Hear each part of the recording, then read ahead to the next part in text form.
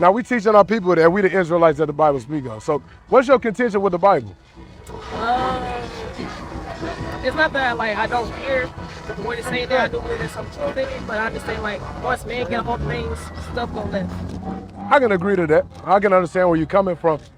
One thing I want to tell you though is like, don't discard everything out of it, because I used to understand, you said you see something good in it, right? We can't discard it just because man had their hands on it. You know what I'm saying?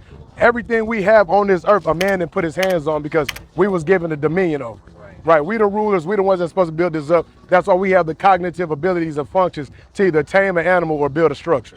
Right? It's the book of Ephesians, chapter 4 and verse 14. That we henceforth be no more children, tossed to and fro, and carried about with every wind of doctrine. Right. By the sleight of men and cunning craftiness. Right, so we can't be basically, we can't get caught up in everything that's been, because I said that at one time, was like, well, who wrote the Bible? Oh, man wrote the Bible, this and that, right? But a lot of the time, that's stuff that's spoon-fed into us to keep us away from it, right? Because let me ask you this, where do you come from other than what they told you that you was just African, came over here on a ship? Like, where do we come from? We want to know. That would be the generic answer, though. We African-American. All we can tell you is that we know for the most part, our people was brought over here on slave ships, right? Give me Jeremiah 17, right? Because I want to show you something. Because do you believe in God or you believe, okay, so you believe in God. You're spiritual, okay, bro. I would connect more to Hinduism than anything else. All right, what do you feel about with Hinduism? Like what just based off the research that I did, it's just basically like God doesn't care about anything else about you but your intentions. Because like how he says that like we're all him. So like as I'm speaking to you, God see me and feel like how I feel, and he's looking and you looking at me speaking like he feels us. If that makes sense. Like we're all one. So like even if you do something that's ill to me or I feel like it's not right, if you weren't aware, you were ignorant about it, and your heart was in the right place, that's what God cares about. Okay. So this is what confuses me on that just a little bit. So basically we're saying, well, Hinduism, like what you've looked up, is basically, there's more of your intentions, but he don't care about what you do as long as the intent behind it was good. Yeah, okay, so it's more about having a pure heart, like doing it in the purest form that you can. Because no matter what we're going to say, different.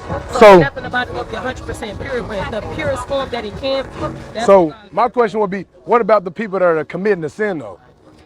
Because how can I say, I truly intended to love you, but I smacked you around every time I see you. But in my heart, I really wanted to love you. So God don't look at me no type of way now because I treated you that way? I feel like he don't look at you that way, like if you're ignorant to it. Like once you are aware, like there's certain things that you do that you didn't know like what's wrong. What if I told you that was biblical though? I would believe it. Give me Hebrews. There's some truth in it. I just don't like, I'm not betting my life on it. I'm not betting my life on it. Let me ask you, are you betting your life on She said that whatever people do to her, that's a basically, I just brought that up. That's karma though, right? Basically, yeah, because it's going into Hinduism. That's what they believe. What goes around comes around, basically, right? So are you basing everything off of karma rather than, or like how you, because you said you wouldn't bet your life on this. Are you betting your life on Hinduism? So where does your faith truly lie? Like, I know you say you spiritual, but like, okay. So with Hinduism, do you know that there's multiple gods within Hinduism? Yes. So what God would you be basing your faith off of within that, if that's the practice that you would take over the Bible? I wouldn't take over it. I just said like if I had to, like if someone came to me right now and was like, hey, like if I was to join a religion, which one should I join? I would say Hinduism. That's what you read. Okay. I'm not Hinduism, I'm not none of that. It's just like I've done research on it because I was a Christian first. Type shit. My family moved to Jehovah's Witness, so that's when like my whole faith was broken in because stuff wasn't adding up that I was told from Christianity to. Okay, there we go. So I started doing my own research. Go to Jeremiah 17. I started doing my own research, and when I started looking into Hinduism, that's a downline. You really more open-minded. You really trying to, you out here trying to figure shit out, like what's really right out here. Yeah, like boom. Like I said, hearing about, like I still go to church sometimes. If somebody invites me to go to church, like I'm open to anything that anybody tells me. Let me ask you this. I'm not gonna say I'm wrong. If somebody comes to me right now and say, hey, like God has 3 arms, 3 legs, I'm like, okay, cool. Like I'm gonna be honest with you. I can feel what you're saying, and you're really trying to come from a humble place. But one thing we gotta do and really gotta get out of as a people, we gotta understand right is right, wrong is wrong sometimes, and there's always a truth. You feel what I'm saying? Not everything can be open-ended to where it can branch off. Right? Now, another question I got is, what contention did you have within Christianity or Jehovah's Witness which kind of like deters you from it? Like, what was something that stood out? When I ask questions, if they didn't have an answer to it, they'd be like, oh, just believe God, or they say don't ask questions. That's crazy. Go to First Thessalonians. What you got? First Thessalonians. Watch this. Because how they teach is contrary to what the Bible teaches. The Bible teaches us to prove all things, right? We're supposed to challenge. We're supposed to challenge things. Watch this. Book of Hold that. Thessalonians chapter 5, verse 21. Look it up. Prove all things. Hold fast that which is good. Right? We're supposed to hold fast on the which is good, and we're supposed to prove all things, right? That word prove, it means to challenge, right? So you was right to, hey, this don't make sense, why this? And they wrong for telling you, hey, just believe in God. Because watch this, Jeremiah 23. You got Isaiah 8? Well, bring it up. This is the book of Isaiah, chapter 8, verse 20. To the law and to the testimony. If they speak not according to this word, Right? it is because there is no light in them. They not the real light, right? But we got to tell you that you honestly are the true light. You have the light in you. Because what's your ethnicity, Sid? What evidence? Your ethnicity. My ethnicity. Yeah. African-American. You would say African American, right? Watch this. You got it? Go ahead. And now hold Jeremiah 17. The book of Jeremiah, chapter 23, I'm going to start at verse 1. Look it up. Woe be unto thee, the pastures that destroy and scatter the sheep of my pastures, saith the Lord. It says basically death and destruction to those pastors that scatter the sheep, right? They the ones that told you to basically sit down, shut up, and just do what we tell you, right? That's wrong, and they got a condemnation coming forward, right? But like how I asked you, what's your ethnicity? And we got to name 2 continents to get off basically a sentence of who we come from, right? Check this out. This is the book of Jeremiah, chapter 17, and verse 4. Look it up. Right. And thou, even thyself, shalt discontinue from thy inheritance. So this is being prophesied to Jeremiah while they're in Babylon, that because of the transgression of the people, Jeremiah was one of the good ones. He wasn't one of the wicked ones out here breaking the law. But because the majority of us just out here doing wickedness, our leaders sinning, hating each other, killing each other, doing what other type of debauchery, now we're being prophesied against to now lose our heritage. What people you know went into captivity and lost their heritage? That's us, right? Check this out. Shalt discontinue from thine inheritance that I Deuteronomy gave 28. thee, and I will cause thee to serve thine enemies in the land which thou knowest not. And because you went against God, you're gonna lose your heritage, and you're gonna get sent to a captivity to a land where you don't even know, and then you're gonna serve your enemies, right? That sounds real familiar. Check this out, The book of Deuteronomy, chapter 28, and I'm going to start at verse 1. right? And it shall come to pass, if thou shalt hearken diligently unto the voice of the Lord thy God, to observe, to do all his commandments which I command thee this day. So basically, fancy way of saying, if you listen and do what God say, this is what's gonna happen, right? Watch this. That the Lord thy God, will set thee on high above all nations of the earth. So now if you listen and do what God says, you're gonna be set above all nations of the earth, right? Now, let's look at this. Look at Black and Hispanics today. We got everything but the discipline to rise up above everybody. We got the talent, we got the smart, we got the flavor in our food to whatever it may be, how we dance. We got everything to already be on top of the world when it comes to that carnal aspect, but when it comes to when it comes to our discipline and actual manifestation of our kingdom and our rulership and being in power, we lack that. But this is why we lack it. Book of Deuteronomy chapter 28 and verse 15. But it shall come to pass, if thou wilt not hearken unto the voice of the Lord thy God, to observe, to do all his commandments and his statutes which I command thee this day, that his curses shall come upon thee and overtake thee. Now on the flip side of this is boom. Now if you don't listen and don't do what God say, now you got curses that are gonna come upon you. We can agree a curse is not a good thing, right? Okay, boom, watch this. Go to 46, yeah. Book of Deuteronomy chapter 28 verse 46. And they shall be upon thee for a sign and for a wonder, and upon thy seed forever. So now these curses gonna be upon you for a sign. A sign is what? An indicator, right? Like we see Merit Coffee, that's how we know where the coffee shop is. When we see these specific curses being laid out on the people as a conglomerate, that's how we gonna know who the Israelites are, right? Go to 54 and then 68. God. Verse 54. Get Exodus 20. So that the man that is tender among you and very delicate. Because we used to treat each other with love, right? It said the man that is among you, who you dwell with, your people, that's tender among you, very delicate. We used to treat each other with love. This is what's gonna happen. His eye shall be evil towards his brother. Now you're gonna have an evil eye towards your own people. Now you're gonna have hatred in your heart towards your own people, right? And toward the wife of his bosom, and toward the remnant of his children, which he shall leave. And towards your wife and towards your kids, who you're gonna end up leaving. So who out here killing each other on a mass scale? Black and brown. who out here leaving, who out here basically being disloyal to their relationship or ultimately not manning up in the relationship with the woman in general. The black man and then the black woman in some instances, right? Who out here leaving their kids, the so-called black, Hispanic, Native men. These are curses that were put on our people because we disobeyed God. Right. And the whole reason it happened is because we lost our heritage, which are these laws, statutes, and commandments, right? And within us doing it, because we keep sinning, it keeps us in that spiraling effect. Captivity after captivity after captivity, you not knowing yourself, and now you at a lower state. Because all we can sit there and wonder is how we so damn smart and so great, but we at the low of every society. Like, what's going on? How's this happening, right? Go to verse 68. God. Book of Deuteronomy chapter 28, verse 68.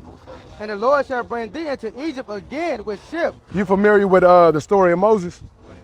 Okay, boom. So what were the Israelites doing in the time of Egypt? Say the time of what? When they were with Egypt before Moses delivered them. They had slaves. They were okay, boom. The Israelites didn't have slaves, but they were the ones enslaved, right? So check this out.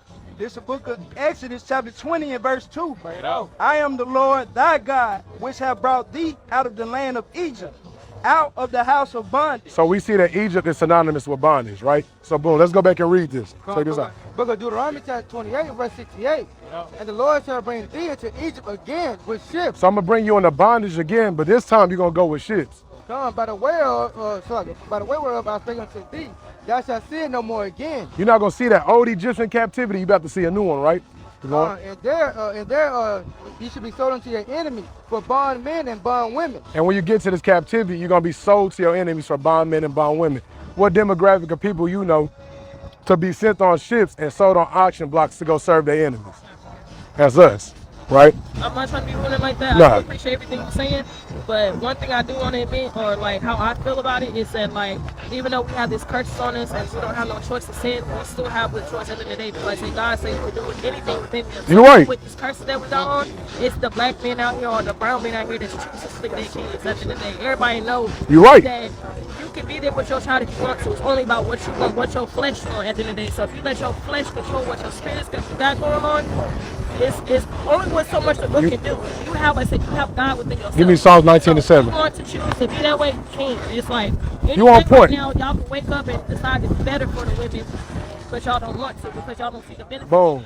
So The whole like, point. So check this out. You on point. The whole point we were saying is niggas got to remember where they come from and see they got to be able to change. So they got to see what they doing is wrong before it can happen. Yeah. That's why it's our I mission. That's why I mentioned earlier.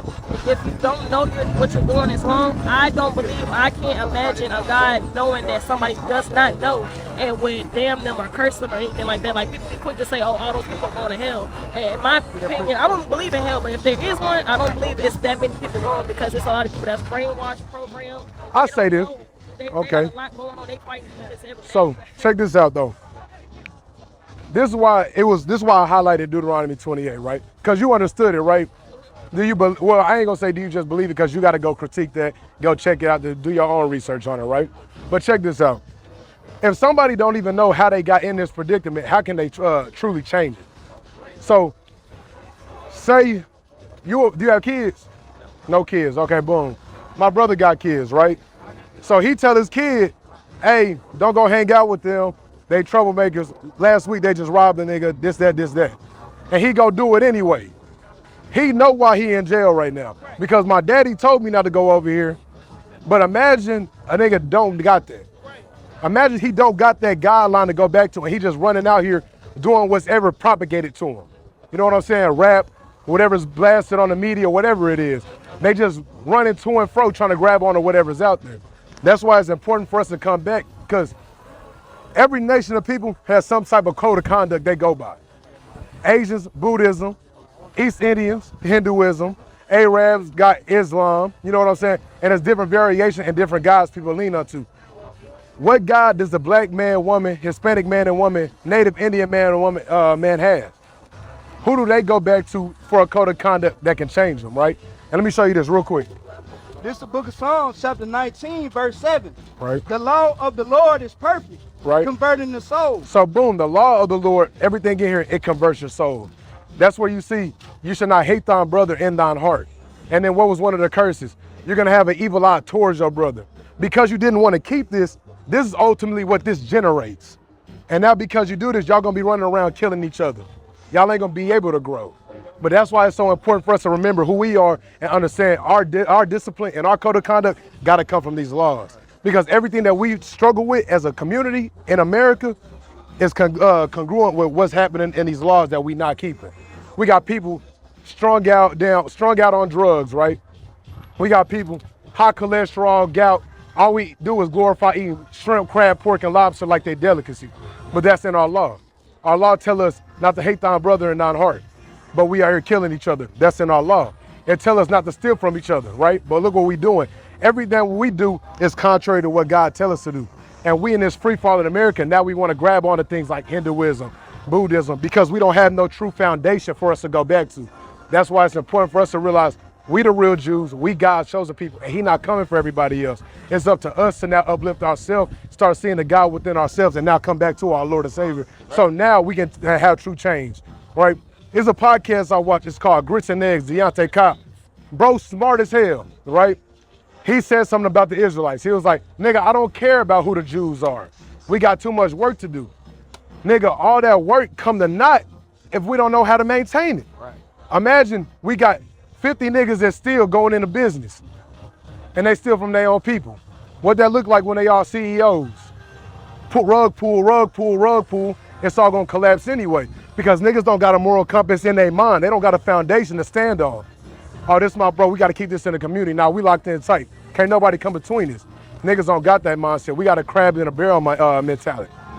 So it's like, everything he's saying is right, but without a good mental foundation, without your soul and your mind truly being converted, it's all gonna go to waste anyway. Because all we got is a death culture and a destruction culture. We see something big go up, it ain't us, chop it down. It need to be more on my level. You know what I'm saying? That's why it's important for us to know who we are. You feel me? I ain't gonna hold you too long. Give me Ecclesiastes 12 and 13. You got a flyer, bro? I got you. You got something you want to put in? This is the last thing we're gonna leave you with, real life. This is the book of Ecclesiastes, chapter 12, verse 13. Right up. Let us hear the conclusion of the whole matter. Right. Matthew 15 and 24, real quick too. Let us hear the conclusion of the whole matter. Fear God and keep his commandments. Right. For this is the duty, the whole duty of man. So your whole duty out here is just keep looking beautiful, convert your soul, come back to keeping God's law, statutes, commandments. Because if you see Iran and Israel duking it out, and both they big homies beefing with each other too. So once Israel call in for the US and they don't step up, well, Russia is gonna be something bigger that's gonna happen, right? We see too many things coming out, and that's all prophecy in the Bible, real life. Check this out. Book of Matthew chapter 15, verse 24. Bring it up. But he answered and said, I am not sent, but unto the lost sheep of the house of Israel. Christ out his own mouth said, See, I bet the church ain't telling the best of the church ain't tell you that. Church probably told you God for everybody, Christ for everybody. Christ out his own mouth said, I'm only sent unto the lost sheep of the house of Israel. That's the main reason why we got to remember who we are. Because whenever it's your heritage. This is really your life. This is where your ancestors come from. We always talk about calling on our ancestors. They've been in the pulpit the whole damn time and we ain't been tapping in. We're like, you take that information and look over it. We're like, I appreciate y'all. we got to take it easy.